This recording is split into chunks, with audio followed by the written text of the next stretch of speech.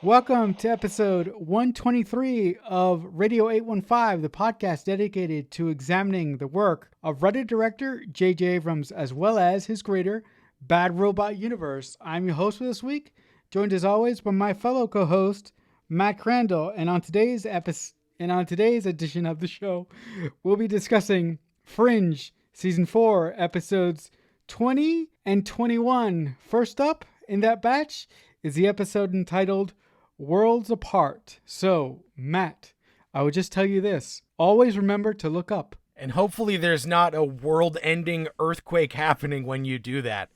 Because in Worlds Apart, we are really ramping up the end game of this season with David Robert Jones's plan to collapse the universes really going into effect as we see the fannies, the Cortexiphan kids are back all around the world with these Rocketeer-like watches that are counting down to an event. And when it happens, terrible earthquakes are rocking the world.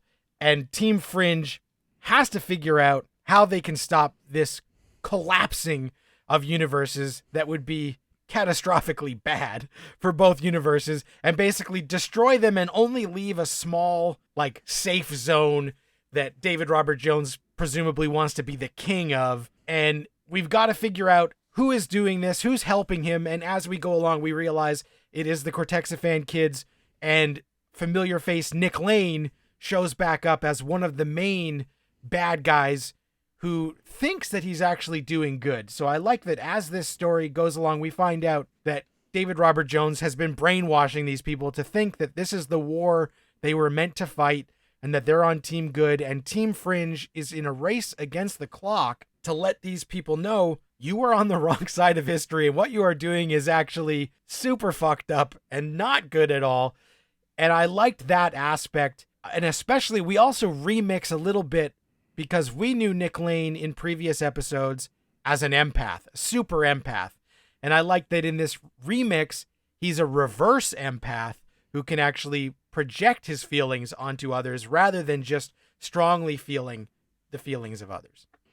Yeah, I really love this episode, and the thing that I really loved about it the most, the thing that really worked for me, is I've said in past episodes and in past weeks that ever since we've had the opportunity to go into the alt universe and see other versions of ourselves, I was really upset. Well, I wasn't upset. That's the wrong word. I was disappointed that we didn't get that many scenes with our version of Walter and Walter Net from the other universe. So in this episode, I was really, really happy to see that they had some interaction.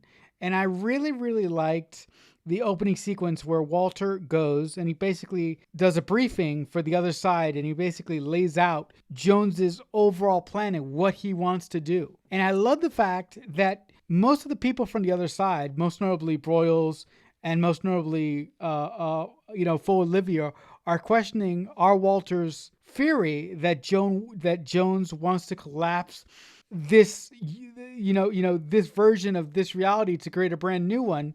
And I love that the person that comes to his aid is WalterNet, because in seasons past, WalterNet wouldn't have done that. WalterNet would have tried to kill everybody.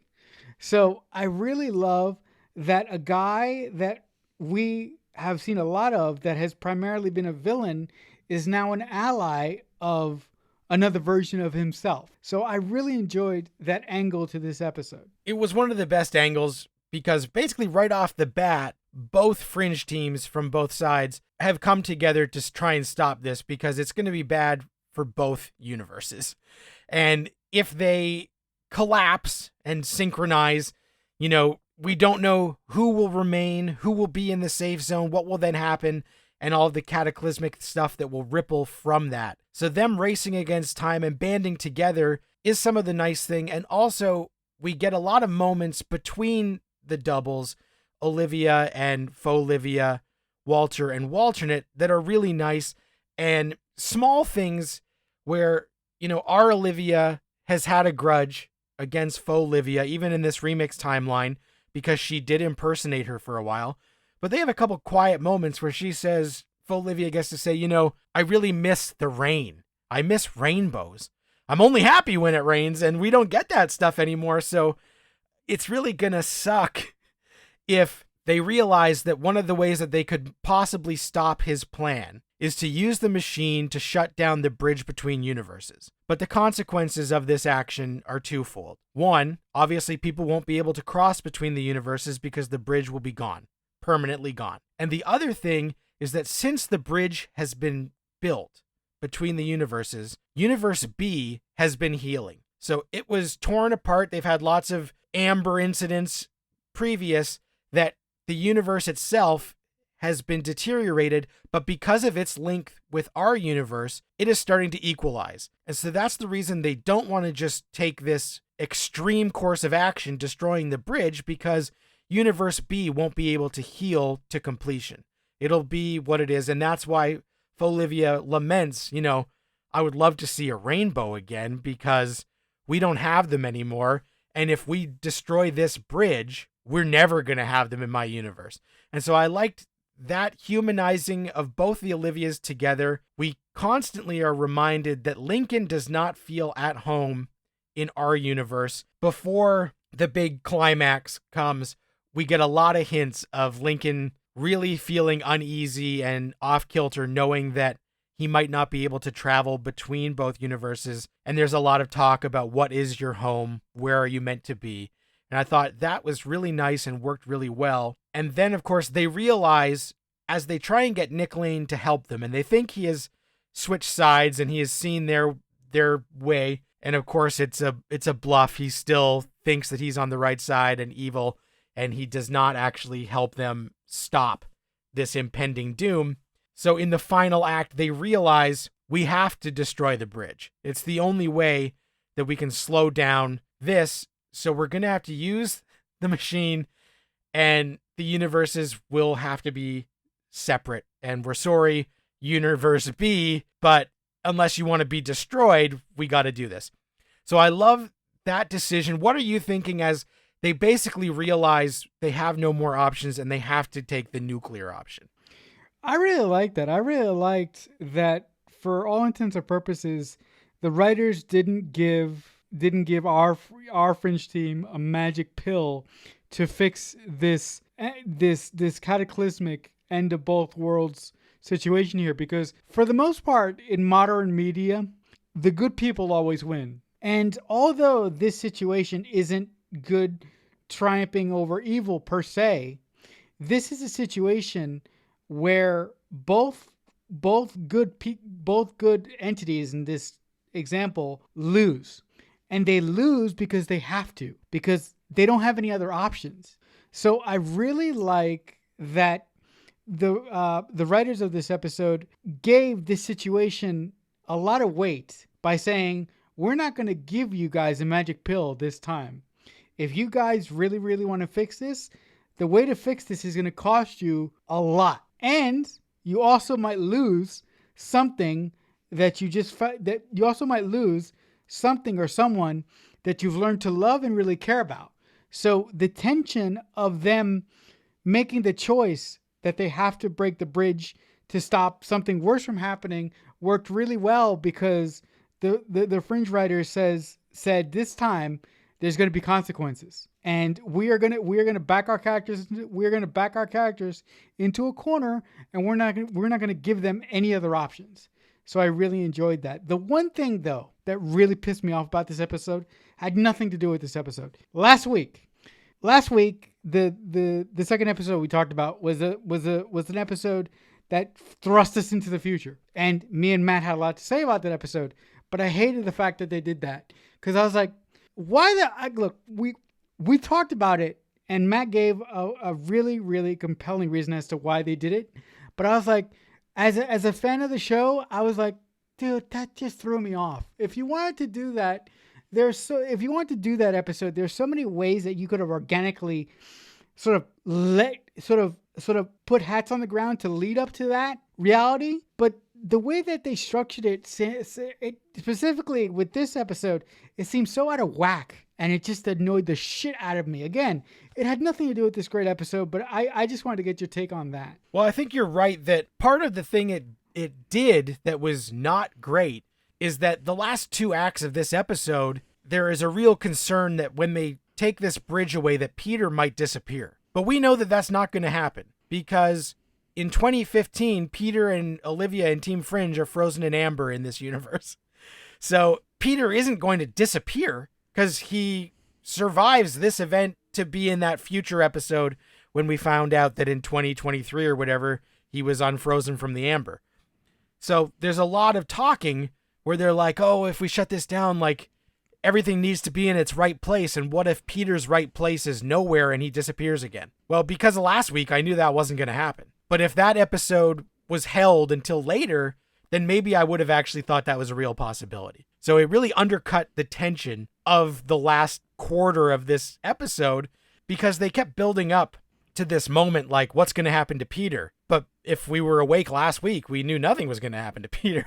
So I think that was kind of weird. And it also just, now that we realized that that future episode was a standalone that was doing something completely different, it makes you wonder, like, its placement in the season before these final 3 episodes was just a little awkward. Yeah, it was just so weird. It's like the Fringe writers had this great lead up to this story of giving both versions of our Fringe team this amazing option, but it was like halfway through they were like, you know what, let's take a break from the amazing story that we're kind of constructing here and let's do this. But I'm like, why? Like, again, if you wanted to do that, you could have slid it in to your grander story. But the fact that they did this one episode and they go, oh, let's do this one thing and then let's just continue with what we were doing from the beginning, I'm like, why would you do that? It was just so odd. So for me, as undercut as that tension is, the 2 best scenes of this episode do come right near the end. And the first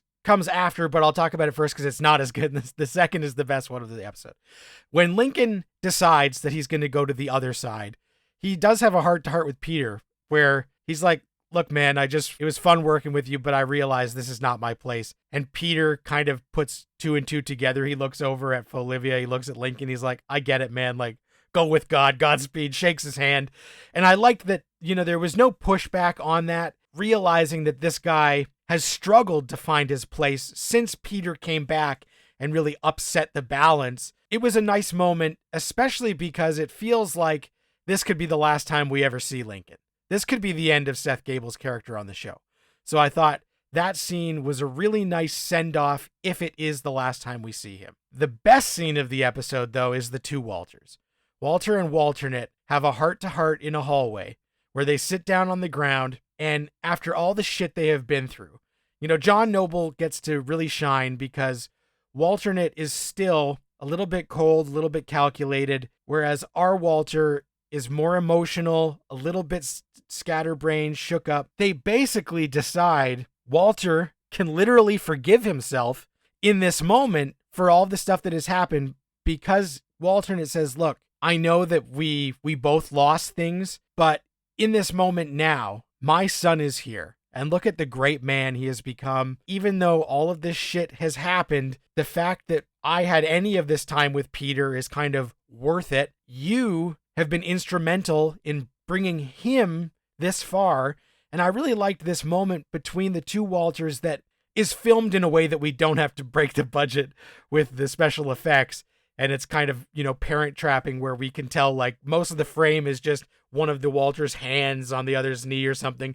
So we can tell somebody is there. Not a lot of 2 shots, but Noble really gets to cook in these moments in 2 very distinct flavors as the 2 Walters literally forgive themselves and each other in this moment that was really touching before we shut off the machine and realize that Peter is here to stay. You saying something about Lincoln that's positive? No. I, like you, I thought that this episode did a great job of giving one of my favorite sub-characters that have shown up over the last little bit, Lincoln, some much needed to do closure. And I really love the fact that, like you said, that final moment between Lincoln and Peter wasn't stressful. It wasn't combative.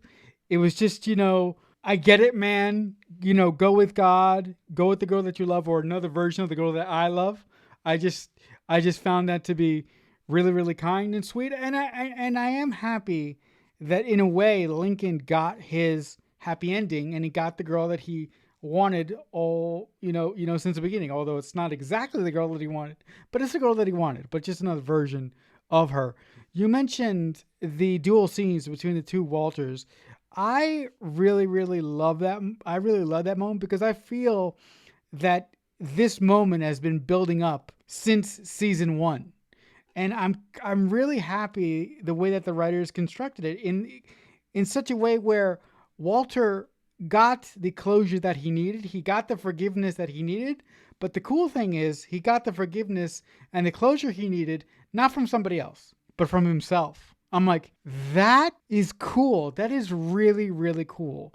That is such an interesting way to forgive a character, or for a character to forgive digressions that he's done in the past. I don't think that the Fringe writers could have done it any better than what they did. I just thought it was absolutely wonderful the way that they did that. Yeah, truly, truly great stuff. We move on to the final episode that we are going to talk about this week. The episode is entitled Brave New World, Part 1. So, Matt, it's nice to see you again, old friend. And we see more than one old friend if you're a fan of bad robot shows, because not Penny's boat, Charlotte, is here in the opening scene as a victim of this attack that causes people to basically spontaneously combust from the inside. We are done with the car commercials, but we do have a Sprint mobile pay ad right off the top where a dude pays for a coffee with his phone as if it's like some incredible thing. And we get a very tight shot of the Sprint phone. And then later they show it to us again in close up. And they're like, what happened? They're like, he paid with his phone. They're like, oh my God, what incredible Sprint technology. Okay, I hope that they cash those checks right away, because I don't think that those are going to be paying dividends all these years later. Cool opening where it seems like this is going to be a Mystery of the Week episode.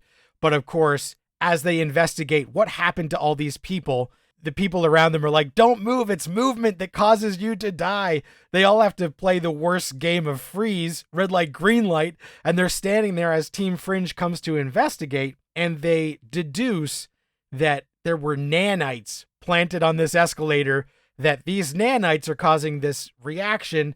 And of course, who would be up to some nanite weird shit? It's David Robert Jones. But before we even get far into the episode, we find out, finally, who David Robert Jones has actually been working for this entire time, which is that son of a bitch. And luckily, they still got him. They got him to come back. Leonard Nimoy as William Bell. And finding out that Belly is behind this whole universe destruction plan was pretty great, because I don't think a lot of us suspected it, or certainly if you did, bravo to you. I thought it was a great turn that really added up a lot of checkboxes, like, oh, okay, then that's why Jones and Nina and all this stuff is because a version of Bell is the main guy at the top. Yeah, I did not see it coming at all, because I completely forgot that the puppet master behind Jones and all this crazy movement that we've been dealing with for this season was an alternate version of William Bell. And I was like, you know what? This tracks. And you know why it tracks? Because our version of William Bell, who died, he always... See, here's the thing. Here's the thing with brilliant people. Brilliant people who do wonderful things always have that 1% chance of going crazy and going nuts and going completely against what they are currently doing in our reality. So it was really nice to see what an evil version of William Bell would be like. And I absolutely love Walter's reaction when he figures out who it is. And he confronts Nina, and he goes into this whole spiel about how Jones is too dumb to build the nanites. And he also says, I would know Belly's work anywhere, that contemptible son of a bitch. I absolutely love that.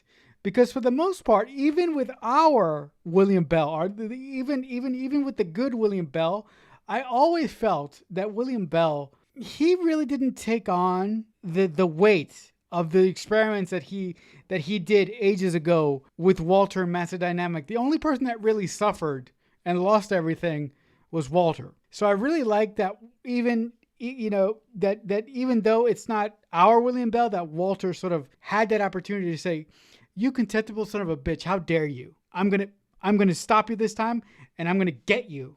So I really really enjoyed that dynamic that we got in this episode. The other thing that I enjoyed is I thought that the whole nanite special effect where the people would start walking and then they would freeze from the inside out. I thought that was very, very cool. And I thought that was a really, really, really, really cool case of the week that they sort of wrapped up into the grand plan that we've been getting this whole season. Yeah, it was a nice way to do it fairly quickly. And as you said, Walter realizes that Jones isn't sophisticated enough to make these nanites. It had to be William Bell. And we find out that in this timeline, William Bell committed suicide in a car accident in 2005, and Nina says it was because he had lymphoma and was going to die anyway. And Walter says that can't, I'm realizing now that can't be true because when I was in St. Clair's, I'm pretty sure he came and visited me after that. And Nina's like, well, that can't be right. You're off your rocker. He's dead. And so they go back to St. Clair's. There's a moment that really shakes up Walter where a janitor is like, Dr. Bishop, just visiting, or are you about to be checked back in, you nut son of a bitch? And like, that makes me so pissed off, but it shakes Walter up. And then he has a meeting with the new head of St. Clair's, who is not William Sadler from Bill and Ted. It is actually John Noble's daughter, Samantha Noble, who gets in on the Fringe action in case this is the last episodes of Fringe ever. John Noble's daughter shows up and they have a conversation where she says like, I'm not sure. And he looks into some files, but it basically seemed like just a way for us to have Walter visit the site of his main trauma, get a little shaken up, but then move on from there and give his daughter a cameo in a show that he has spent 4 years toiling away on. And even as they're leaving the room, he gives her a compliment saying, just so you know, you're way prettier than your predecessor. And I'm like, oh, this is just a proud dad who got his daughter a job. And, we're not going to get into some Nepo baby discourse. But that moment was actually nice knowing that that woman is actually John Noble's daughter. And then they realize, okay, Bell is doing something nefarious. And he's got his floating menagerie of all of the creatures on this ship. And they've got to track him down to get there. But there's a great scene where David Robert Jones and William Bell have a talk on the ship. And Bell says, I've been playing chess for 40 years. And the way to win the game is to sacrifice your bishop. So we've got to do these next steps. And there's going to be some losses, but it's going to be worth it. And Jones is like, hell yeah, let's do it, boss. This is great. And I love that in the final moments of Jones on this show, Jones does get killed. And as he's deteriorating into ash and melting away, he realizes that he is the bishop who must be sacrificed. Not a literal bishop, not a Walter Bishop, not a Peter Bishop, but a bishop in chess. And seeing Jones get his comeuppance was really satisfying, even if now we have another big bad above him that we've got to be worried about. That was absolutely wonderful. And I'm so glad that you brought it up, because the second that William Bell said that, or this version of William Bell, or evil William Bell, that's what I'm going to call him. Evil William Bell said that there are big moments coming up, but a bishop has to be sacrificed. I immediately thought that he was talking about Walter. I was like, he's either going to find a way to kill Walter or capture Walter. So I was very, very pleased that essentially the writers of this episode, which are the big hitters, J. Twyman, Pinkman, and Akiva Goldsman. I really like that. Essentially they gave us a rope-a-dope in that moment. They gave us one thing, but ultimately they wanted to give us something else. I would like to just really highlight really quickly here the moment when Walter goes back to St. Clair's and he's confronted by that awful janitor. There's a really great moment after Walter sort of shakes it off, and Peter comes out to the hallway to get Walter, to escort him into the office to meet the administrator, which is AKA his daughter, which I didn't know that. That's cool.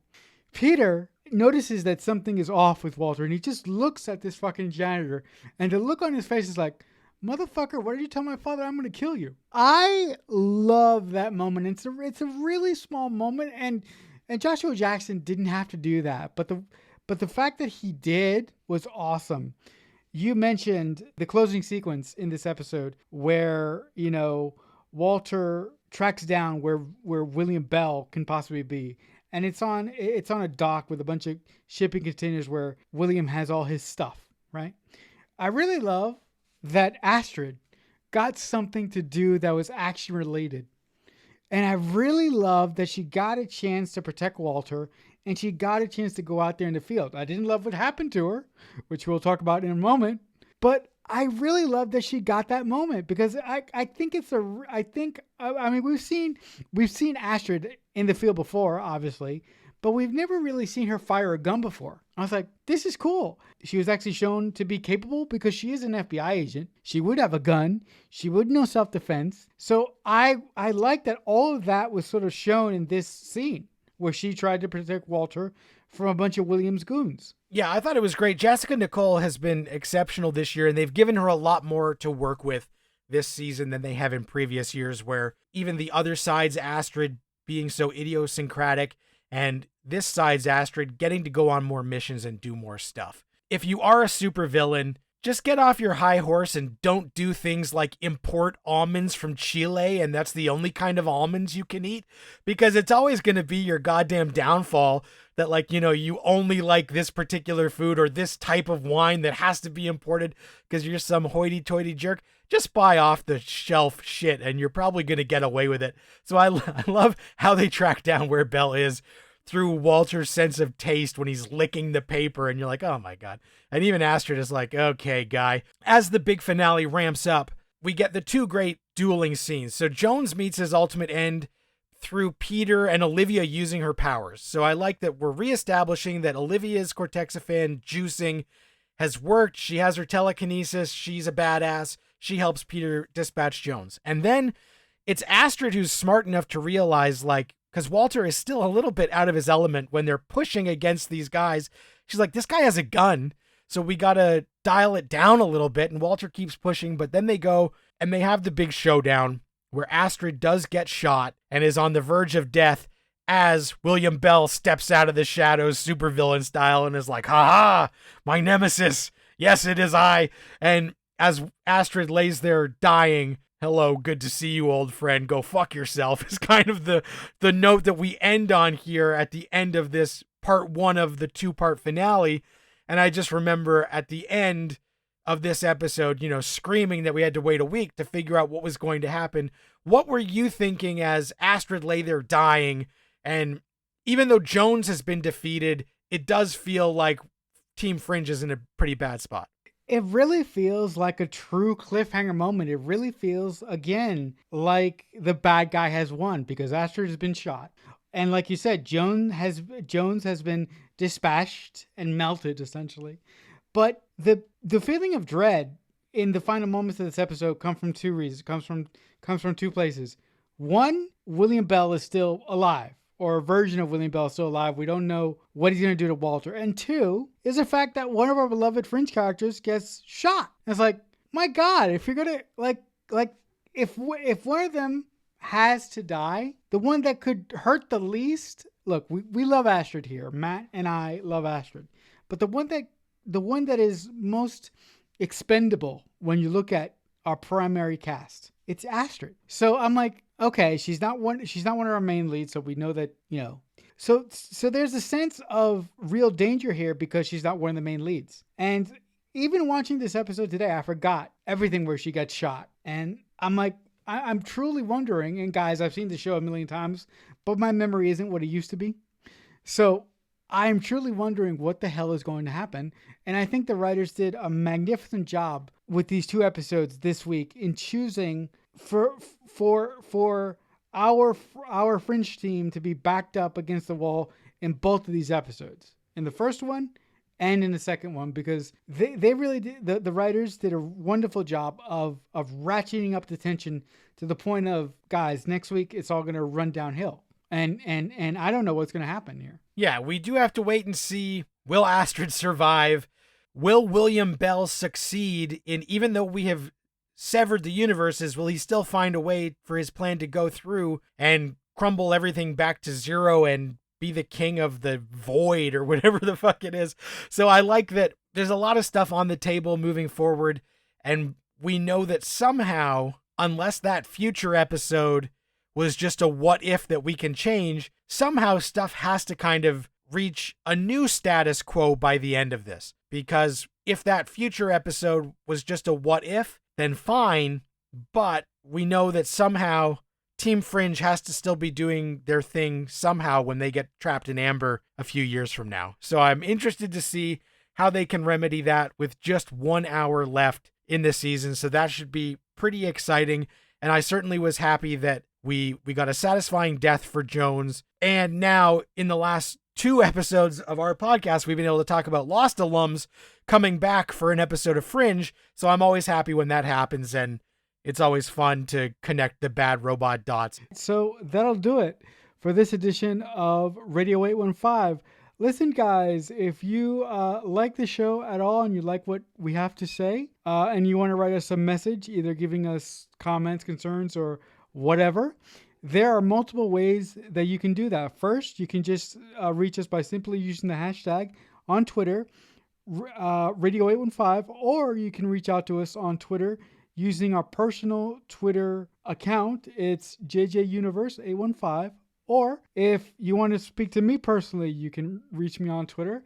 I'm at CreekFanatic88. But Matt, if the good folks at home want to reach out to you and talk to you about anything, what will be the best place to do that on?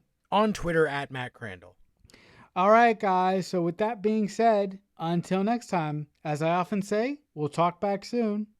Radio 815 is a Balloonhead Productions presentation in association with Killer Newt Productions.